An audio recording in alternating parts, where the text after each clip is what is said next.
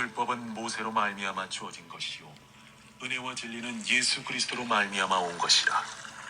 본래 하나님을 본 사람이 없으되 아버지 품속에 있는 독생하신 하나님이 나타내셨느니라.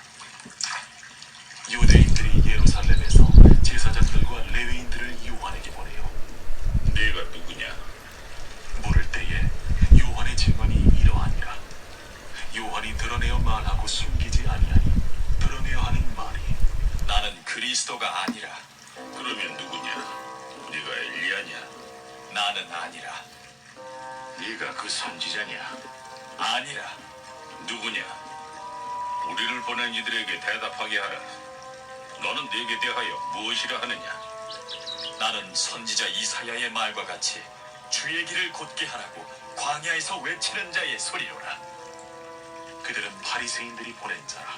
또 물어 이르되 네가 만일 그리스도도 아니요 엘리야도 아니요 그 선지자도 아닐진데 어찌하여 세례를 베푸느냐? 나는 물로 세례를 베풀거니와 너희 가운데 너희가 알지 못하는 한 사람이 섰으니 곧 내 뒤에 오시는 그이라. 나는 그의 신발끈을 풀기도 감당하지 못하겠노라. 이 일은 요한이 세례 베풀던 곳 요단강 건너편 베다니에서 일어난 일이니라. 이튿날 요한이 예수께서 자기에게 나아오심을 보고 이르되 보라, 세상 죄를 지고 가는 하나님의 어린 양이로다. 내가 전에 말하기를 내 뒤에 오는 사람이 있는데 나보다 앞선 것은 그가 나보다 먼저 계심이라 한 것이 이 사람을 가리킴이라. 나도 그를 알지 못하였으나 내가 와서 물로 세례를 베푸는 것은 그를 이스라엘에 나타내려 함이라. 내가 보매 성령이 비둘기같이 하늘로부터 내려와서 그의 위에 머물렀더라. 나도 그를 알지 못하였으나 나를 보내어 물로 세례를 베풀라 하신 그이가 나에게 말씀하시되 성령이 내려서 누구 위에든지 머무는 것을 보거든 그가 곧 성령으로 세례를 베푸는 이인 줄 알라 하셨기에 내가 보고 그가 하나님의 아들이심을 증언하였노라. 할렐루야. 여러분 성령 충만하시기 바랍니다. 성령 충만함을 받으라 하면 어떤 것이 성령 충만한 것인지 교회에서 집회 같은데 가면은 성령을 받으라 성령 받으라 이렇게 말을 하면 그 말씀이 무슨 뜻인지 몰라서 일단은 받으라 그러니까 아멘 아멘 하지만 어떻게 해야 성령을 받는 것인지 잘 모르는 분들이 많이 있습니다. 또 성령이 무엇인지 모르죠. 그래서 성령 충만함 받으라 하면은 이렇게 치마폭을 이렇게 들고 여기다가 담아달라고 하는 그런 분들도 계시는데 우리는 기독교에서 정말 중요한 것이 있습니다. 성삼위일체라는 말씀이 있죠. 바로 하나님은 삼위이시고 그분은 바로 삼위이시지만은 그분 하나님 한 분이시다. 그러니까 우리가 하나님 부를 때 하나님 아버지 부를 때가 있고 또 주님 주님하고 부를 때가 있고 성령님이시여 하고 또 우리가 말할 때가 있습니다. 성경을 자세히 보시면은 어떤 때는 하나님 아버지라 그랬다가 주님이라 그랬다가 또 성령께서 역사하셨다 뭐 성령께서 일에 하셨다 이런 말씀이 있죠. 그러면 정말 바로 아버지와 주님과 성령 그 중에 누가 진짜 하나님일까? 누가 더 높을까? 이렇게 생각하는 분들이 있습니다. 예배 보고 마지막에 목사님이 축도를 할 때 주 예수 그리스도의 은혜와 하나님 아버지의 영원하신 사랑과 성령의 감화감동 인도 내주 혹은 교통하심이 이제로부터 영원토록 사랑하는 성도들에게 있기를 원하노라 혹은 원합니다. 이렇게 이제 축도를 하지 않습니까? 거기서 꼭 성삼위 하나님의 그 이름을 성삼위 하나님을 꼭 말씀하고 있어요. 여러분 세례를 받을 때, 세례 혹은 침례죠. 세례라는 것은 물을 뿌리는 것을 말하는 것이고, 침례는 물속에 들어갔다 나오는 것입니다. 어떤 것이 옳으냐로 기독교에서 많은 논쟁이 있었지만은 저는 그렇게 생각합니다. 그 모든 것들이 바로 믿음의 표시이고 순종의 우리의 어떤 행위이기 때문에, 의식이기 때문에 그것은 그렇게 중요하지 않다 생각합니다. 그래서 세례를 받던, 물속에 들어가는 침례를 받던 의미가 중요한 것이죠. 여러분, 세례 받을 때 혹은 침례 받을 때 어떻게 합니까? 성부와 성자와 성령의 이름으로 내가 세례를 주노라 혹은 침례를 주노라 이렇게 하지 않습니까? 여러분, 우리가 성경에서 이렇게 말씀하시는 하나님에 대한 호칭이 하나님 아버지, 기도할 때 그러죠. 하나님 아버지 아버지 아버지 하고 기도하다 보면 예수님이 섭섭하실 것 같으니까 주님 주님 주님, 주님도 아시지요. 주님도 아시지 않습니까? 또 그렇게 하다 보면은 성령님이 또 더 중요하다고 하는 것 같은데, 성령님도 다 아시지 않습니까? 나중에는 아버지와 아들과 성령님 세 분 다 아시지 않습니까? 그냥 세 분이 마음을 합쳐가지고 도와주시옵소서 이렇게 기도하시는 분도 계시다 그래요. 그런데 다 세 분이 아니에요. 삼위, 바로 우리에게 나타나신 영이신 하나님 아버지로서, 창조주로서 우리에게 나타나신 하나님을 말씀할 땐 우리는 하나님이라 그러고 혹은 하나님 아버지 이렇게 부르죠.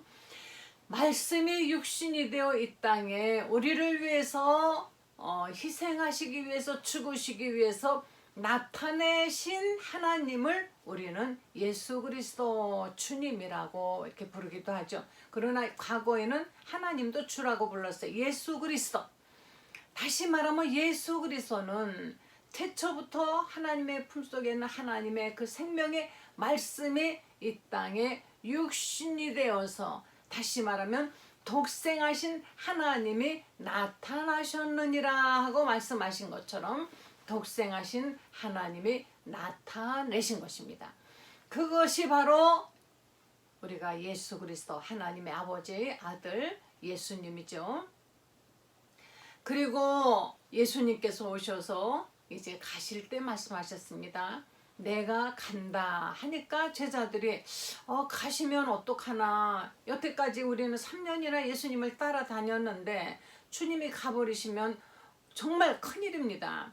갑자기 가버리시면 우리는 무엇을 할꼬? 그래서 가지 마소서 붙들기도 하고 했어요. 예수님 말씀하시기를 내가 가는 것이 너희에게 더 유익이라. 내가 가지 아니하면 보혜사 성령이 너희에게로 오시지 않을 것이다.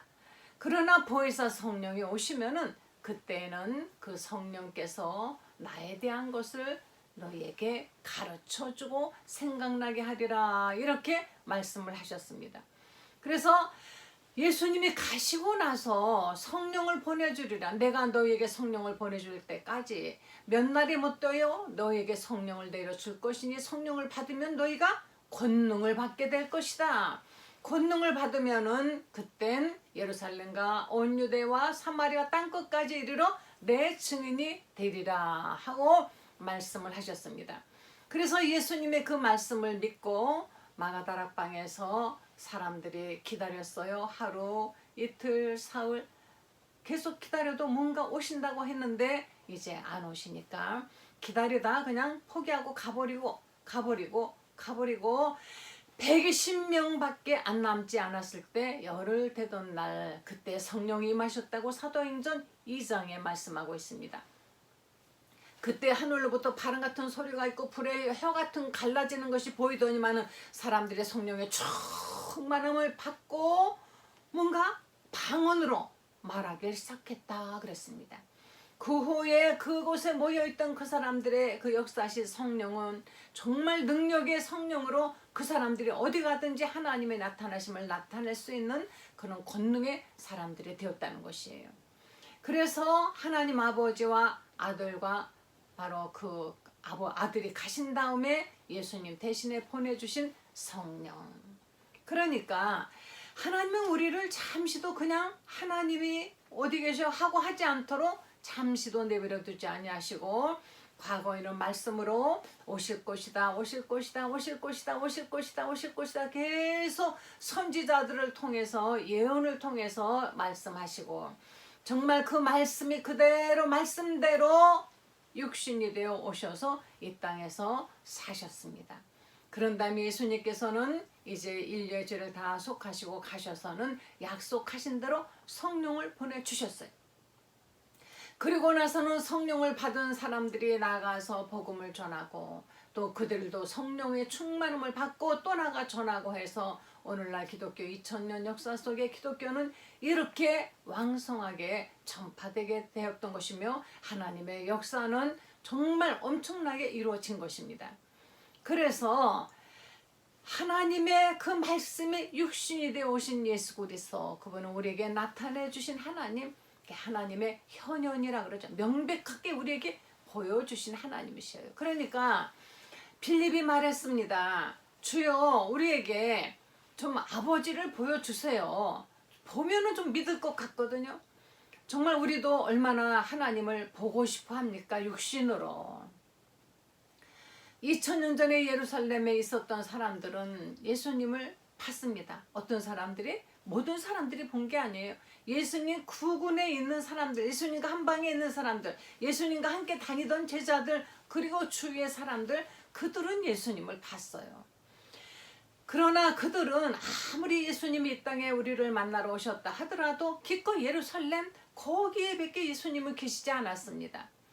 예수님 말씀하시기를 내가 가는 것이 너에게 유익이라 하는 말씀은 예수님이 가셔야만이 모든 인류에게 영으로 우리에게 오셔서 누구나 예수님을 본 듯이 만진 듯이 느끼고 체험하고 믿고 사랑할 수 있도록 성령으로 우리에게 오셨다는 것입니다. 그래서 성령이 오신 것은 예수님이 이 땅에 오셔서 다시 우리를 위하여 피 흘려 죽으시고 부활하신 다음에 하늘에 가셨다는 증거인 것이며, 성령이 오신 것은 이제는 그날에 우리 안에 오시기 위해서, 그래서 성령이 너희 안에 거하시는 것을 너희가 알지 못하느냐? 그러면 너희는 믿음이 없는 자니라. 여러분, 예수님이 어디 계십니까? 성령님이 어디에 계십니까? 예수님 어디 계십니까? 한번 나도 보고 싶어요. 저도 언젠가는 그렇게 기도한 적이 있습니다. 누구는 뭐 기도하다 환상을 봤대는데, 예수님의 제자들 환상을 보고 사도 바울도 봤대는데 왜 나는 환상이 안 보일까?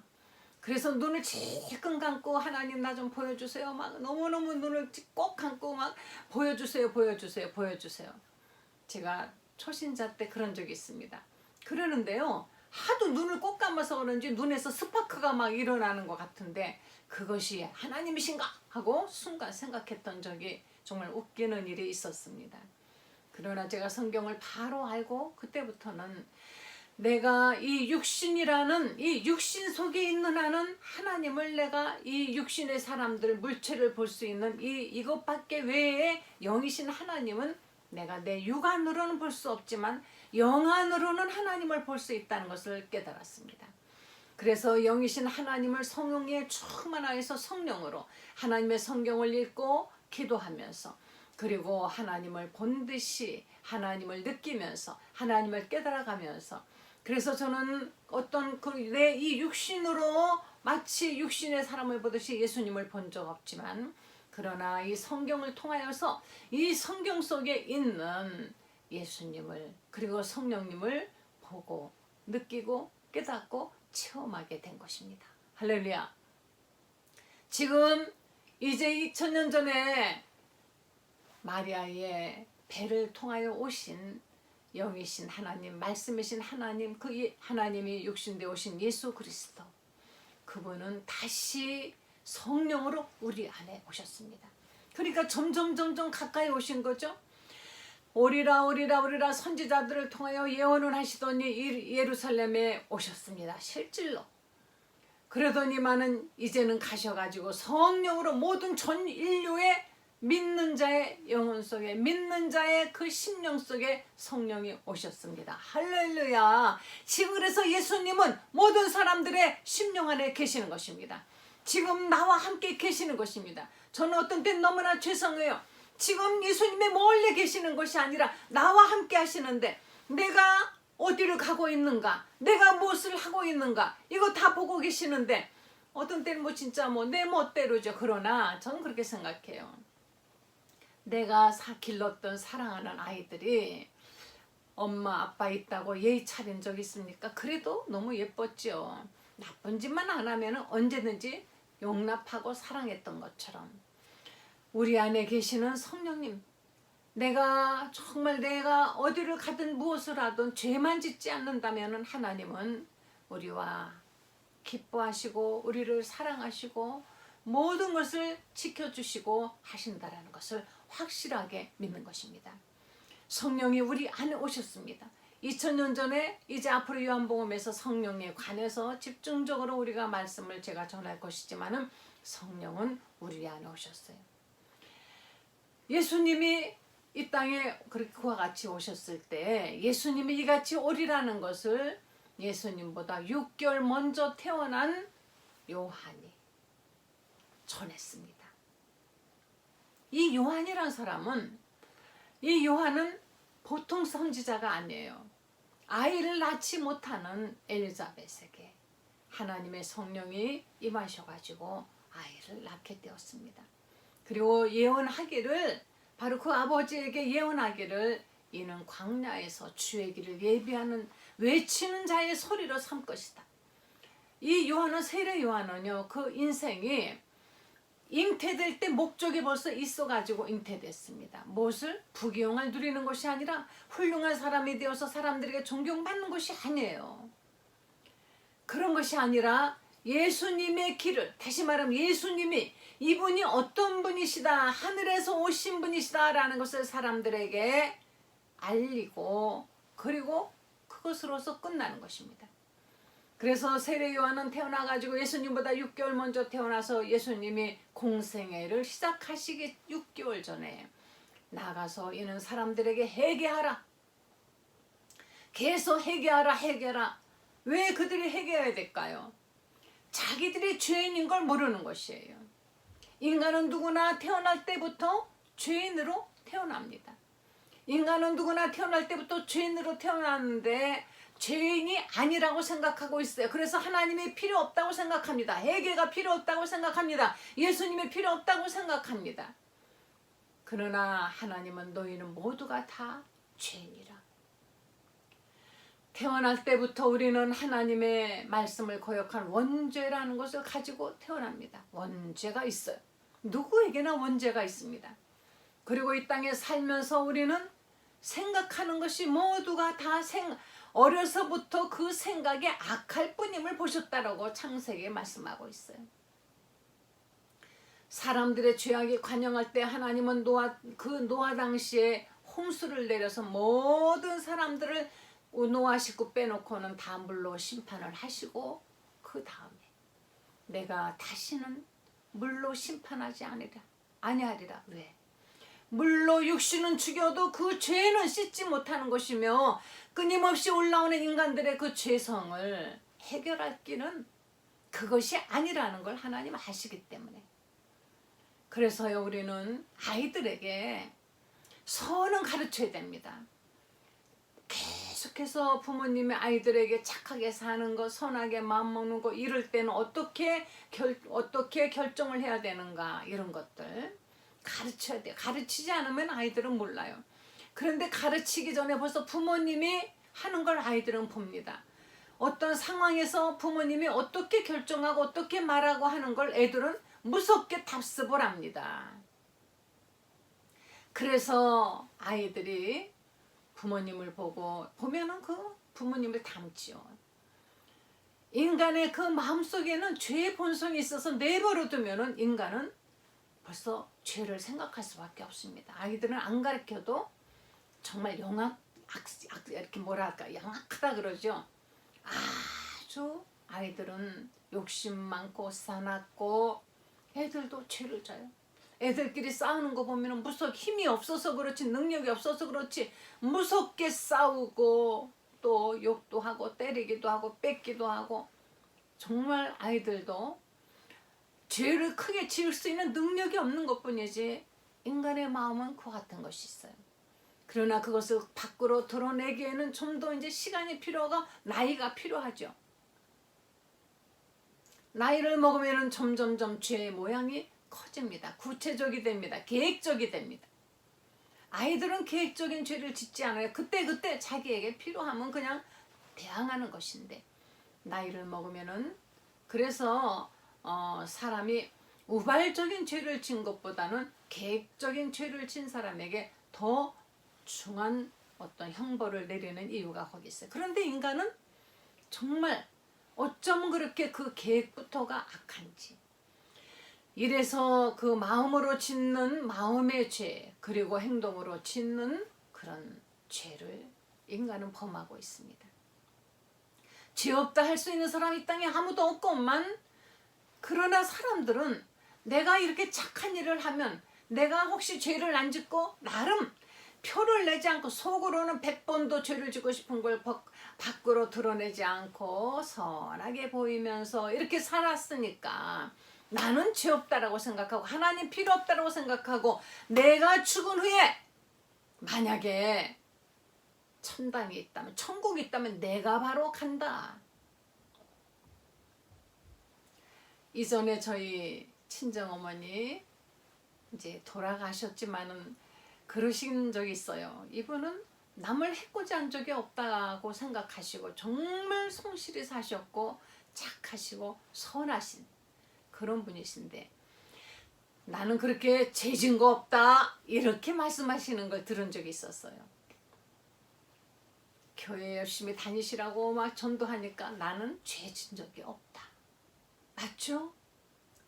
죄 안 졌습니다.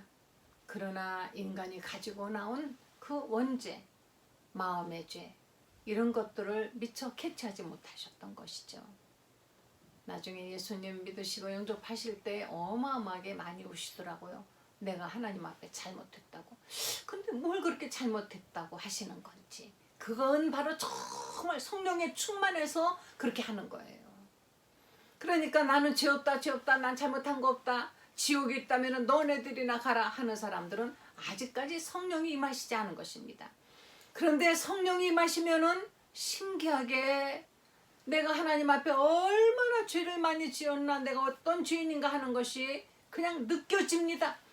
그래서 주님을 영접하고 나면은 그렇게 울죠. 계속 우는 거예요. 계속. 어떤 사업하시던 분이 예수님을 믿었어요. 이 사람은 정말 좋은 대학을 나왔습니다. 사업도 열심히 했습니다. 자기는 정말 선한 사업도 많이, 선한 일도 많이 했다고 하는데, 어느 날 예수님을 믿고 영접하더니만은 아예 수건을 가방에 넣어 갖고 다녀요. 앉기만 하면은 그렇게 눈물이 나고, 자기가 나름 위선적으로 선한 일을 해가 뭐 좋은 일을 하고 했다고 하지만은 얼마나 하나님 앞에 죄를 많이 지었고 얼마나 하나님의 사랑을 받고 살았나 하는 것이 그냥 느껴져서 눈물 없이는 내가 예배를 드릴 수 없노라고 거의 막 몇 달을 그렇게 울더라고요.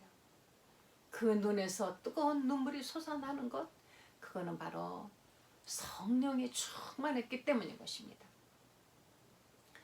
세례 요한은 예수님보다 6개월 먼저 오셔서 사람들에게 회개하라.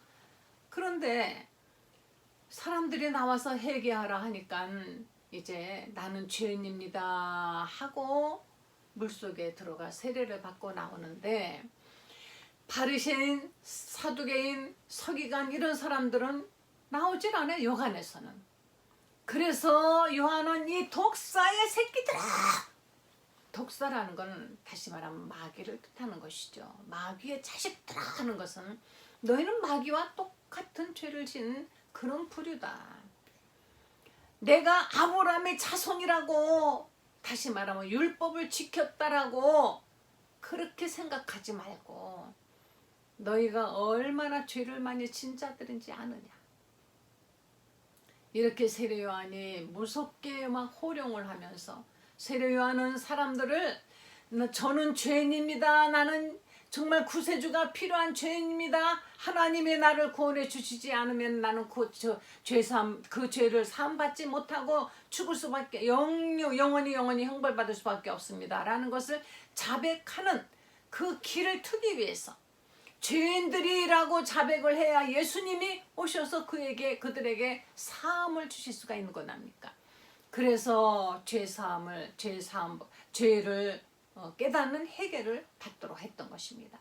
그래서 요단강에서 세례 요한이 주었던 세례와 예수님이 우리에게 성령으로 세례를 주는 것, 그리고 나중에 이제 예수님 믿고 나면은 받는 그 세례, 이것이 다 이제 같은 물 안에 들어갔다 나오는 그런 의식이지만은, 그러나 그 내용은 다릅니다.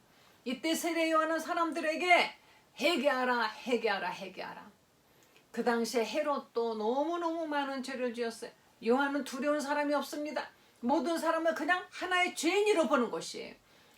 그러니까 헤롯 보고도 회개하라, 헤로디아 보고도 회개하라, 누구 보고나 회개하라 하니까 정말 그 요한을 무서워도 하고, 또 요한을 아무래도 갖다 죽여야 되겠다 이렇게 생각하는 사람이 있었습니다.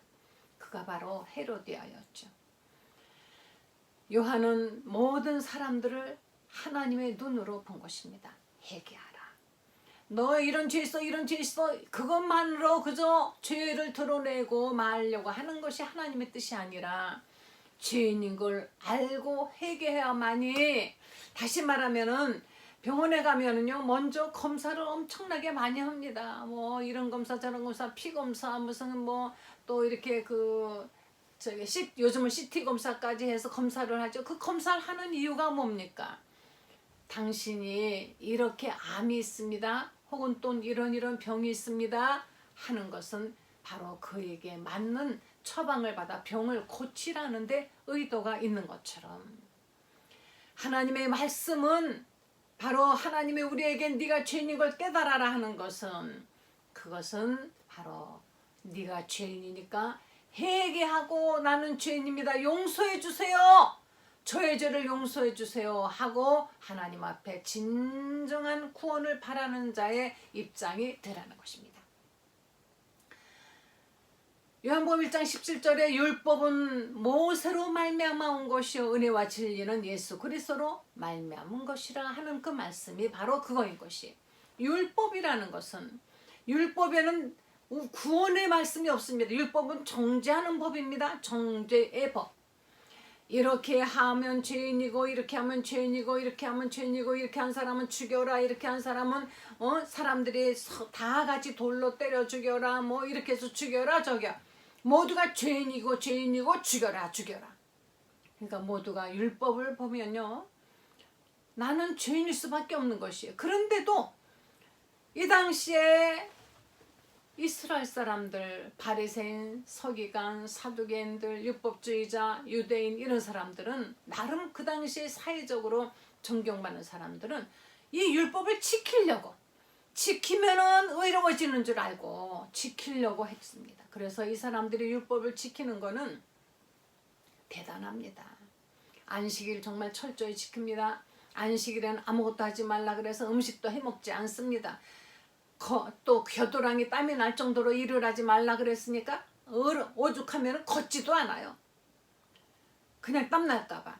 그렇게 무시무시하게 율법을 무서워하면서 두려워하면서 이들이 지키면은 의로워지는 줄 알았던 것이. 그러나 율법은 모세를 통하여 온 그 율법은 사실은 죄인임을 깨닫는, 그래서 율법 시대에 바로 세례 요한이 마지막 선지자인 것입니다.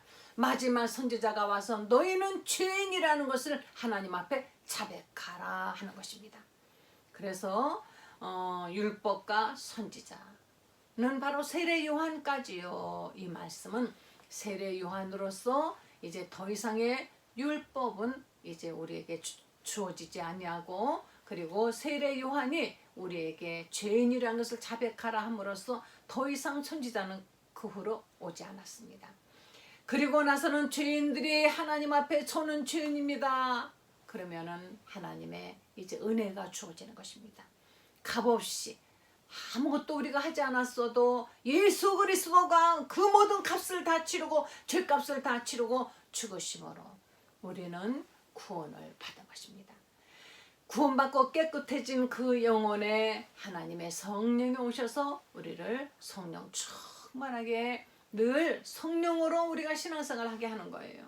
여러분, 기도할 때 성령 충만함을 구하시기 바랍니다. 성령이 오시면은 우리로 하여금 우리를 믿음의 생활을 잘하도록 가르쳐 주십니다. 생각나게 해주십니다. 잘못하면 회개하게 해주십니다.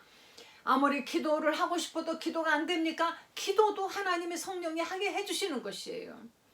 성령이 오시면 우리로 하여금 정말 그 믿음을 유지하게 해주시는 것입니다. 세상으로 가려고 했다가도 뭐 누군가가 우리를 자꾸 끌어서 주님께로 다시 끌고 가는 누군가가 바로 성령이신 것입니다. 우리에게 작은 일에도 감사가 있고 기쁨이 있고 이웃을 사랑하게 하는 이 아름다운 이 모든 사역들은 모두가 성령의 사역들인 것입니다. 그리고 성령이 오시면 능력을 받습니다. 어떤 사람은 방언을 말합니다. 예언을 합니다. 어떤 사람은 말씀이 있습니다. 어떤 사람은 병을 고칩니다. 귀신을 쫓습니다. 그리고 성령 충만하면은 마가복음의 말씀처럼 믿는 자에겐 이런 표적이 따르리니 곧 저희가 내 이름으로 귀신을 쫓아내며 악한 영도 예수 이름으로 쫓아낼 수가 있는 것입니다. 뱀을 집으며 뱀은 사탄을 말하는 것입니다. 뱀을 집어버리는 것입니다.